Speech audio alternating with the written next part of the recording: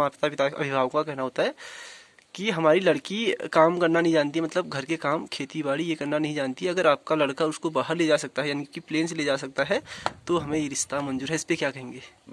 एक और कमेंट आया है, और बीच में ऐसी खबरें भी आ रही थी कि नेपाल से लड़कियां ला रहे हैं पहाड़ के लोग, तो उसमें कमेंट किया है उन्होंने कि नेपाल में शादी कर लेंगे लेकिन पहाड़ में नहीं करेंगे हम अब।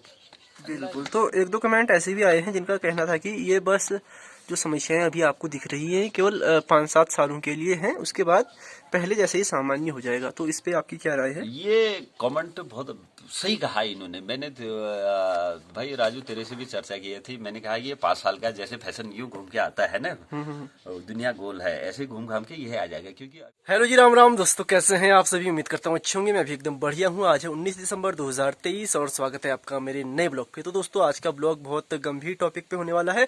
हालांकि इसी टॉपिक पर मैंने एक और वीडियो कुछ दिन पहले बनाया था, उस पर काफी अच्छे व्यूज आए।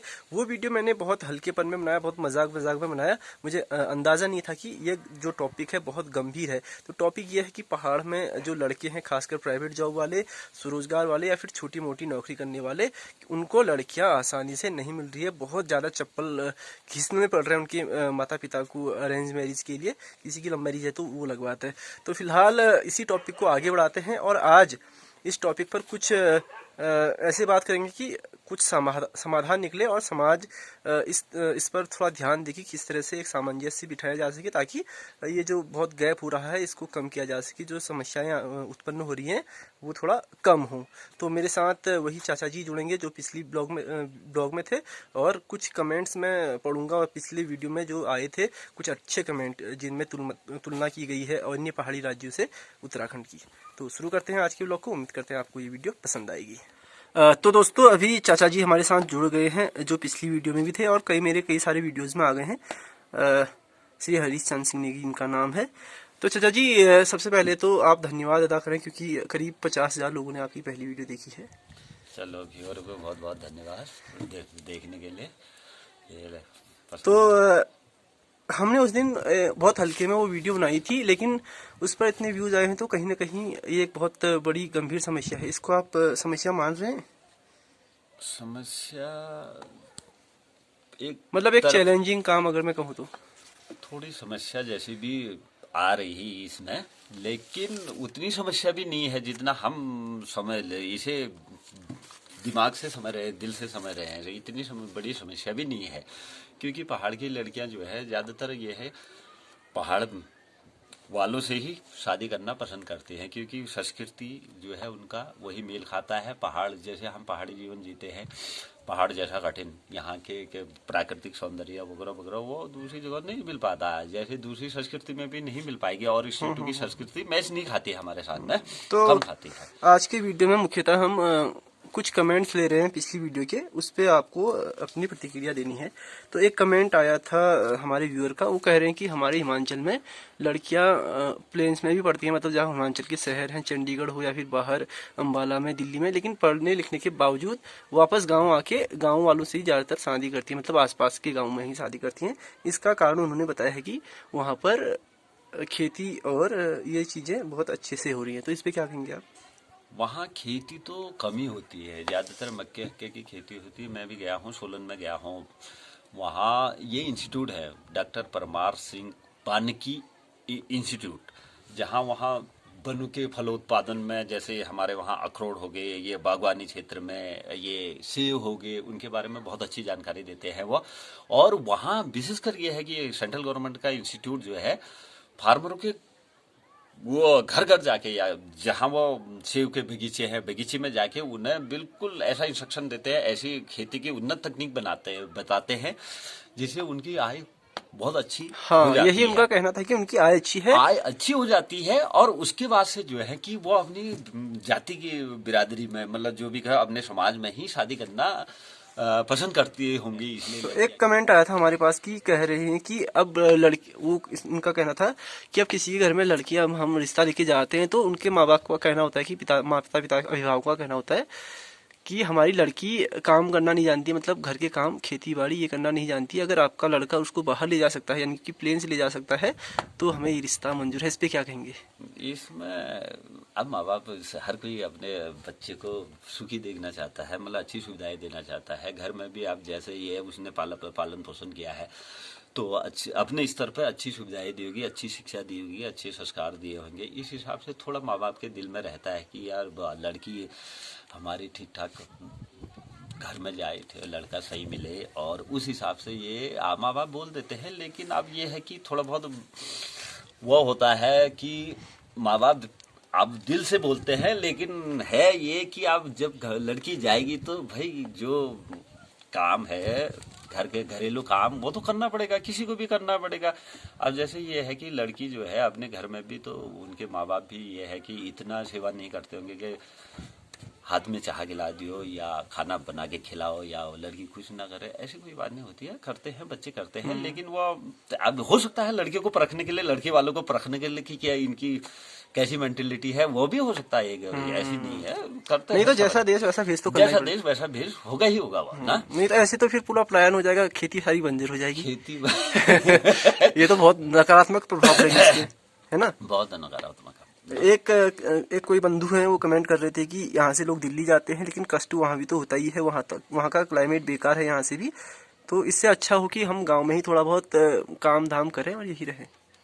लड़कियों को वो कह रहे थे, खासकर लड़कियों के लिए comment। अरे हाँ, जब लड़कियां दिल्ली जाती हैं उनके लिए काफ़ी चैलेंजिंग होती है वहाँ, मतलब दिल्ली या अदर शहरों में जो है वहाँ लड़कियां, अब ये है कि उनका एक बिल्कुल ध्येय रहता है कि काम करना है, हमने वही करना है, मतलब काम पर फोकस करना है और उसी हिसाब से अपना अर्निंग जो भी है, मतलब पैसा कमाना है या व्यवसाय में जो भी आना है।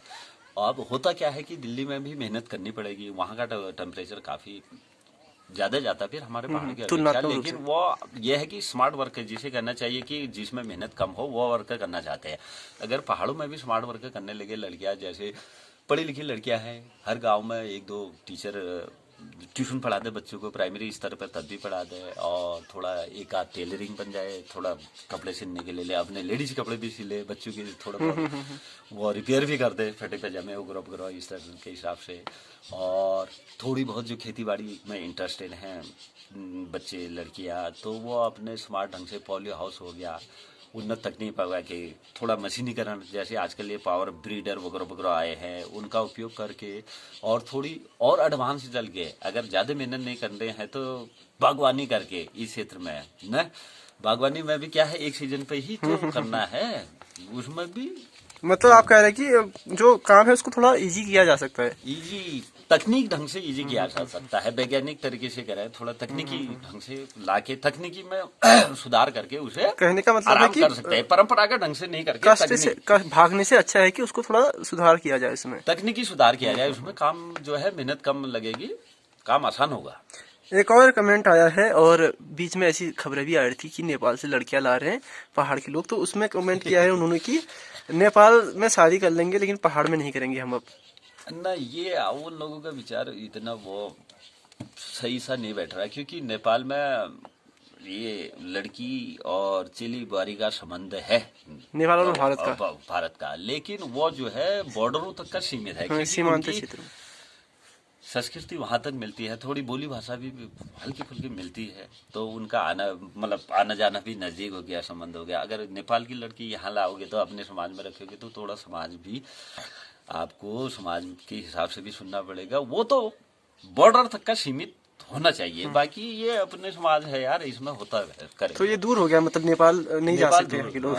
ज्यादा नेपाल जाना वो उतना उचित सा नहीं लग रहा है, फिर बॉर्डर सीमाओं वालों के लिए सही है, वो बॉर्डर सीमा वाले अपना करते आ रहे हैं और करते रहेंगे, वो उनके लिए बहुत सूटेबल है, संस्कृति और वो मिलती जुलती है ना उनकी। और एक और कमेंट इसमें आया है, दो तीन मतलब ऐसे कमेंट आए हैं, उनमें उनका कहना था कि सरकारी नौकरी वाले भी अब केवल सरकारी वालों से विवाह करना चाहते हैं, जैसे टीचर से करना चाहते हैं, प्रोफेसर से करना चाहते हैं, डॉक्टर से करना चाहता है, तो वो अपना लिविंग स्टैंडर्ड एक तरह से हाई करना चाहते हैं। ऐसे में फिर जो है, जो मतलब जिनका जो मिडिल क्लास वाले हैं वो थोड़ा मुश्किल में आ रहे हैं।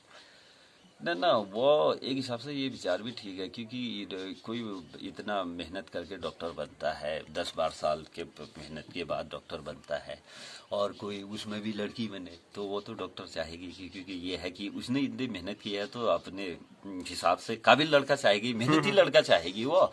ऐसे ही टीचर है, टीचर अगर चाहे, वो चाहेगा कि मुझे भी अब मेरी क्या नाम कहते हैं, व्यवसाय वाले मिले जो उनकी दो में भाई उनका आपसी तालमेल बना रहे, प्रोफेशनल लाइफ और पर्सनल लाइफ प्रोफेशनल बढ़िया लाइफ और रहे। पर्सनल लाइफ में तालमेल अच्छा बना रहे ना।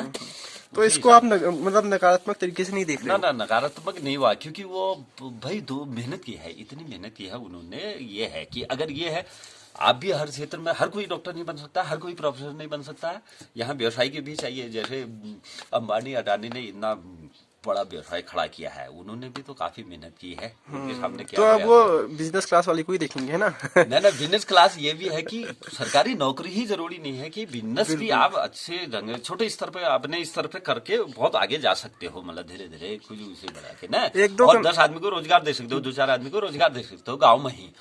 बिल्कुल। तो एक दो कमेंट ऐसे भी आए हैं जिनका कहना था कि ये बस जो समस्याएं अभी आपको दिख रही हैं केवल 5-7 सालों के लिए हैं, उसके बाद पहले जैसे ही सामान्य हो जाएगा। तो इस पे आपकी क्या राय है? ये कमेंट बहुत सही कहा इन्होंने। मैंने तो, भाई राजू तेरे से भी चर्चा की थी, मैंने कहा ये 5 साल का जैसे फैशन यूं घूम के आता है ना, दुनिया गोल है, ऐसे घूम घाम के ये आ जाएगा। क्योंकि अभी जो है दिल्ली का गार्जियनों का जो है, बच्चियों का शौक, हमारा चलो बाहर थोड़ा आरामदायक लाइफ जीने के लिए है तो दिल्ली जाएंगे आप।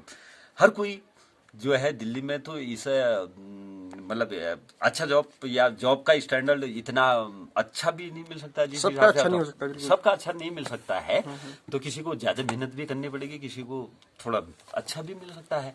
लेकिन दिल्ली में भी कितना ना, दिल्ली क्या अदर शहरों में भी कितना जॉब मिलेगा ना।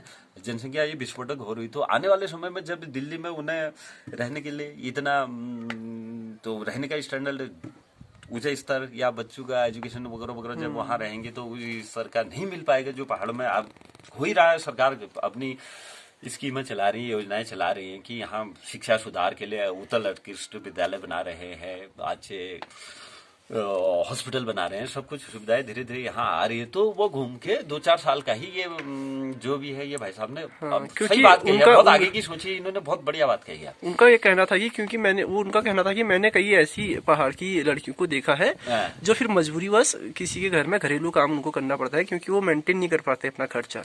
हाँ, ये बड़े शहरों में भी यही तो बात मैं कह रहा हूँ कि किसी को अच्छा जॉब मिल गया तो वो अपना जीवन स्तर आराम से कर लेगा ना। अगर कोई बेचारे को इधर भी मेहनत करनी पड़ी, उधर भी मेहनत करे, हम हमारे बहन बेटियों को, हमारे भाइयों को, तो उसमें वो इस लाइफ से उब जाएगा। क्योंकि पहाड़ में भी ये है कि अपना छोटा मोटा काम करना, खेती बाड़ी से लेके इधर उधर बागवानी वगैरह वगैरह जो उसके बस का होगा वो मुख्यतः करना। देखा जाए तो बच्चों के भविष्य के लिए भी लोग बाहर जाते हैं, लेकिन अब धीरे धीरे पहाड़ में भी शिक्षा का स्तर अच्छा होने लगा है, अच्छे स्कूल आने लगे हैं, सरकार की तरफ से भी अच्छी पहल हो रही है, उत्कृष्ट अटल उत्कृष्ट विद्यालय बने हैं जिसमें अंग्रेजी माध्यम से शिक्षा हो रही है। तो विशेषकर स्वास्थ्य सुविधाएं भी अच्छी हो रही है, इधर डिस्ट्रिक्ट लेवल पर इधर उधर अल्ट्रासाउंड वगैरह वगैरह की सुविधाएं सभी मिल रही हैं। तो धीरे धीरे रिवर्स होगा प्लान। रिवर्स होगा, आपका स्वास्थ्य कार्ड बना है, इधर से थोड़ी बहुत राहत मिल रही है नहीं कि बड़े हॉस्पिटल में ये नहीं। क्योंकि यहाँ का जो है कि भाई शिक्षा के हिसाब से यहाँ का क्लाइमेट अच्छा है, वातावरण अच्छा है, जहाँ भी यहाँ अगर कोई रहेगा आदमी फ्रेश रहेगा। वहाँ दुनिया भर का प्रदूषण है, वायु प्रदूषण, ध्वनि प्रदूषण, जल प्रदूषण जो भी है, और प्रदूषण ही प्रदूषण है।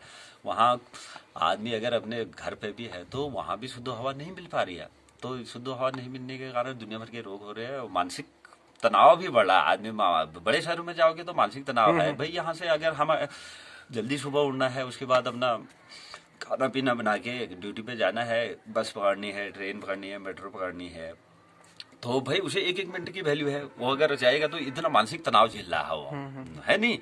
मानसिक तनाव तो सबसे बड़ी बात है, तो मानसिक तनाव से ही दुनिया भर की। तो इतने कुछ हमने कमेंट लिए, अब कुछ और कहना चाहोगे या फिर आज के व्लॉग को हम यहीं पे समाप्त करें?